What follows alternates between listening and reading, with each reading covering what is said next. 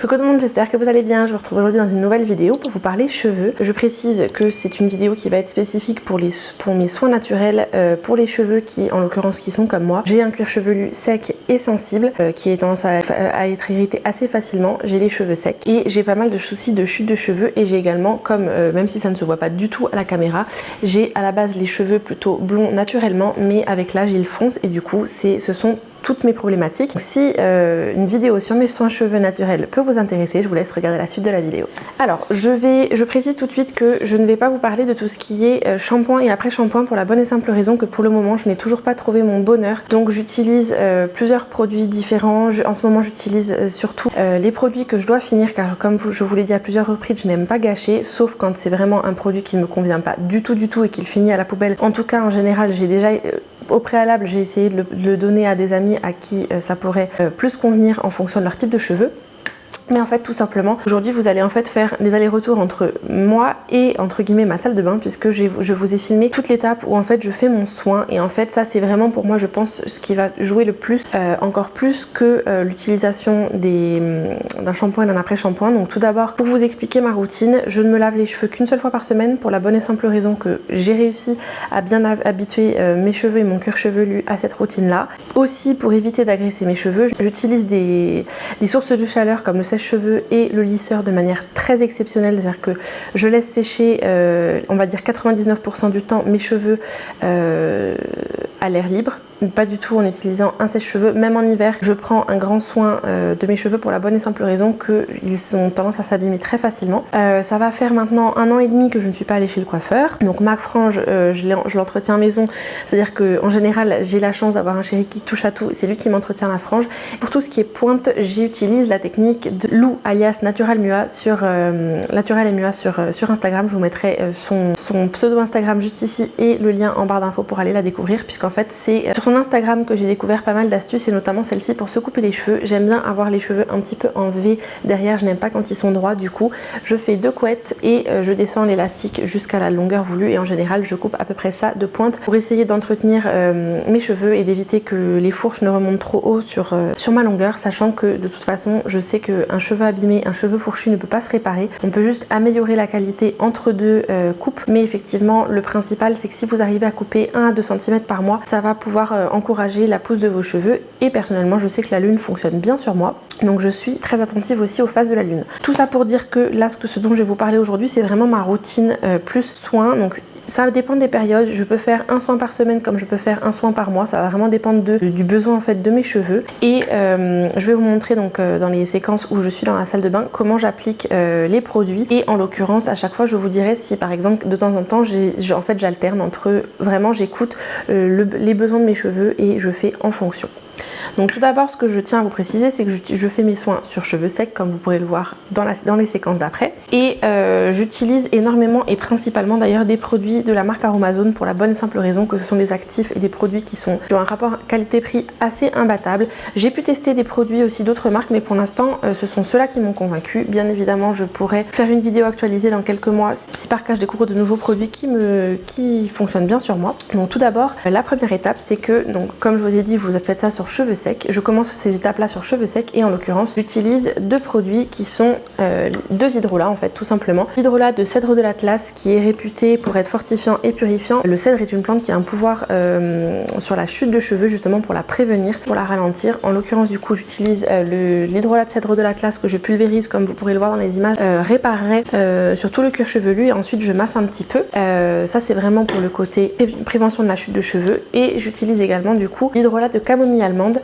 qui du coup est calmante et apaisante. Donc quand j'ai vraiment des phases où ça me démange énormément, j'utilise ça également en pulvérisation sur le cuir chevelu, mais je l'utilise vraiment pour son côté plutôt éclaircissant et ravivant des reflets blonds dans les cheveux, donc j'utilise vraiment sur toutes les longueurs. Donc ça encore une fois c'est la première phase, c'est d'abord humidifier les cheveux avec des hydrolats. Donc le but n'étant pas de les mouiller, c'est vraiment de les humidifier afin que les phases d'après, les produits que vous allez appliquer après puissent vraiment pénétrer dans la fibre capillaire. Donc ensuite pour rester dans la partie, donc en fait moi mes soins, je vais vraiment la partie hydratante et la partie nourrissante qui du coup se font dans cet ordre là. Donc d'abord vous appliquez les actifs hydratants et par-dessus vous appliquez les actifs nourrissants. Donc en général j'ai deux produits qui vont jouer sur l'hydratation des cheveux, à savoir le gel d'aloe vera et la glycérine végétale. Donc je commence d'abord par appliquer le gel d'aloe vera sur depuis la racine, enfin depuis le cuir chevelu jusqu'aux pointes. Si vous avez tendance à avoir des racines grasses, évitez d'appliquer des produits sur le cuir chevelu qui peuvent vous favoriser la production de sébum. Le gel d'aloe vera n'est pas un problème, mais je pense que la glycérine végétale peut-être l'être si vous avez tendance à avoir un cuir chevelu ou des cheveux un petit peu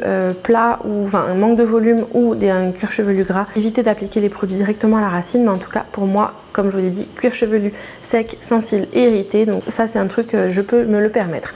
Donc le gel d'aloe vera, je l'applique depuis le cuir chevelu des racines jusqu'aux pointes, donc ça c'est vraiment pour booster l'hydratation. Ensuite j'applique beaucoup moins qu'avant, du coup vous pourrez le voir dans la vidéo, dans les images que je vais vous mettre là.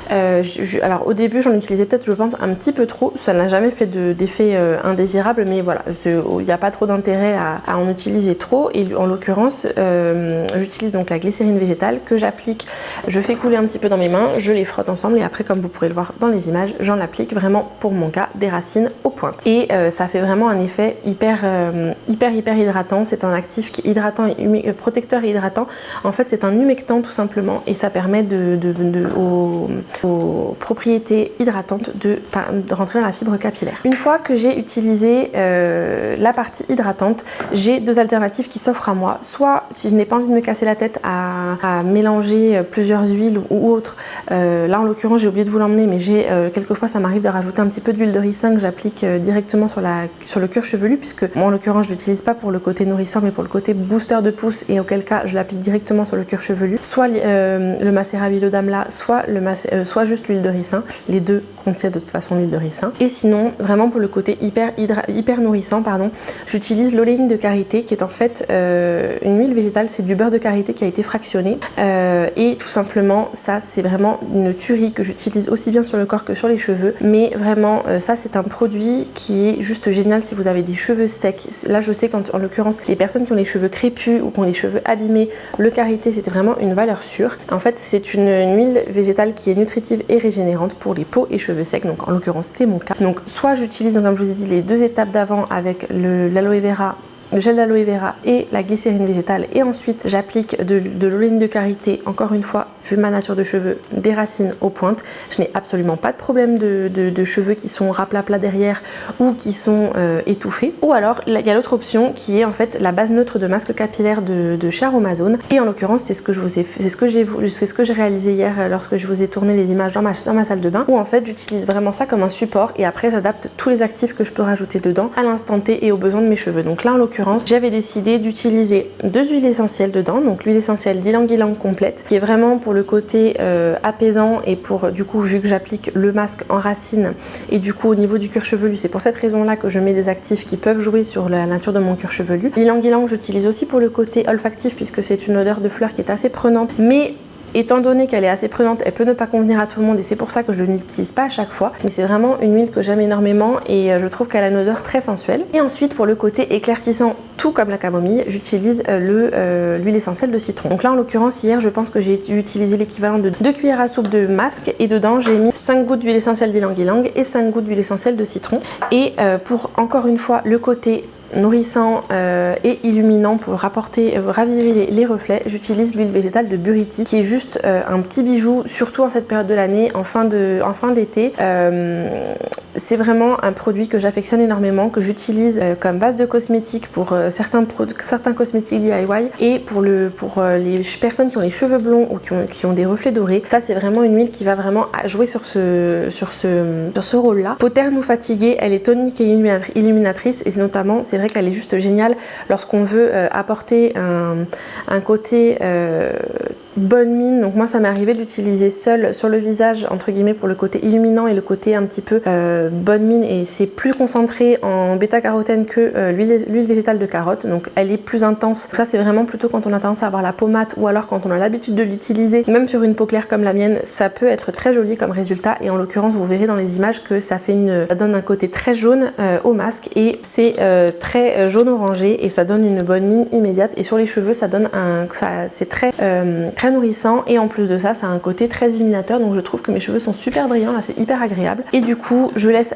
poser ça entre minimum 30 minutes jusqu'à voir quelquefois 2 ou 3 heures quand je suis à la maison et que je peux le faire. Donc comme vous pourrez le voir dans les images dans la salle de bain, je m'attache les cheveux en chignon et je laisse poser ça autant de temps que possible, et ensuite je passe à la phase shampoing. Donc en l'occurrence hier j'ai utilisé juste un shampoing, je n'ai pas voulu mettre d'après shampoing, et j'ai l'impression que cette fois-ci c'est ce qu'il fallait, puisque j'ai l'impression que mes cheveux sont un petit peu plus légers que d'habitude, et je pense qu'ils étaient en manque de soins tout simplement. Comme vous pourrez le voir, le côté lumineux est très accentué sur les pointes, puisque j'ai les pointes qui sont encore très dorées alors que ma base commence à virer de plus en plus au châtain avec l'âge. Et je vais essayer de vous insérer juste maintenant des images en fait de mes cheveux après, puisque je vous avais fait une image de mes cheveux avant quand j'étais dans la salle de bain, et je trouve que mes cheveux sont juste magnifiques aujourd'hui. Je les ai laissés sécher à l'air libre, je n'ai rien rajouté d'autre. Si par cas j'ai l'impression que mes cheveux sont un peu presque crépus entre guillemets parce qu'ils sont trop secs ou qui manquent d'hydratation, je vais utiliser du gel d'aloe vera comme un sérum au quotidien, et quelquefois il m'arrive également d'utiliser une toute petite pointe d'oléine de karité que je chauffe dans mes mains, et en fait je l'applique vraiment au niveau des longueurs et principalement au niveau des pointes pour casser ce côté un peu paille qu'il peut y avoir lorsque mes cheveux commencent à vraiment s'abîmer. Mais globalement c'est tout ce que je fais sur mes cheveux, et je bannis maintenant les produits qui contiennent des silicones. J'essaye de me débarrasser au maximum des produits qui contiennent des sulfates aussi, puisque c'est un côté décapant, irritant et très asséchant, donc tout le contraire de ce dont j'ai besoin pour ma nature de cheveux et ma nature de cuir chevelu. Donc vraiment si vous pouvez vous débarrasser de ce genre de substances nocives, c'est vraiment beaucoup mieux. Et par contre n'hésitez pas vous à me dire en commentaire si vous avez des produits tels que shampoing et après shampoing, donc shampoing sans sulfate et après shampoing sans silicone, et si vous pouvez naturel et bio. Laissez-moi toutes vos recommandations en commentaire. Et vraiment ça fait un petit moment maintenant que j'ai acheté la base neutre de shampoing pour essayer, puisque c'est une base sans sulfate d'Aromazone, et que j'ai bien envie de tester sur mes cheveux. Mais encore une fois, je suis en train d'essayer de vider ma salle de bain de tous les produits dont je ne souhaite plus me servir, donc soit en don, soit en les utilisant. Donc malheureusement, comme j'ai quand même l'annexe d'une parfumerie à la maison, j'ai pas mal de choses à finir. Donc en tout cas voilà donc la routine de soins un petit peu que j'utilise, et c'est vrai que ce sont des produits qui fonctionnent très très bien sur mes cheveux. Je vois une réelle différence depuis que je fais ce genre de routine depuis quelques mois maintenant, d'ailleurs je vous dirais même presque 1 an. Donc je vous mettrai en barre d'infos les blogueuses que je suis dont je suis les conseils, notamment donc Lou, Natural MUA, ou alors Peau Neuve, qui est genre juste pour moi le gourou de la beauté naturelle et bio. Je vous mettrai ça en barre d'infos. Lou a un blog et une page Instagram, et idem pour Peau Neuve, elle a également une page peau d'enfant. Si vous êtes maman, elle regorge de bons plans et d'infos surtout qui sont hyper intéressantes sur la cosmétique naturelle. Donc encore une fois, tous les liens seront en barre d'infos. Et donc si la vidéo vous a plu, je vous invite à la liker. N'oubliez pas de me dire en commentaire quels sont vos produits chouchous de soins naturels pour les cheveux. N'hésitez pas à me dire si vous connaissez certains des produits dont je vous ai parlé, de me donner votre avis. Et comme d'habitude, tous les liens des produits que je vous ai cités seront en barre d'infos pour que vous puissiez les acheter. N'oubliez pas de vous abonner à la chaîne en cliquant juste ici ou en dessous de la vidéo. Cliquez sur la petite cloche pour recevoir la notification lorsque j'en publie une nouvelle. Je vous retrouve samedi sur la chaîne pour une nouvelle vidéo. Je vous invite à cliquer ici et ici pour découvrir mes dernières vidéos. Elles pourront vous plaire, pleines d'astuces et de bons plans. Et comme d'habitude, je vous fais plein de gros bisous, prenez soin de vous et à très vite. Ciao ciao.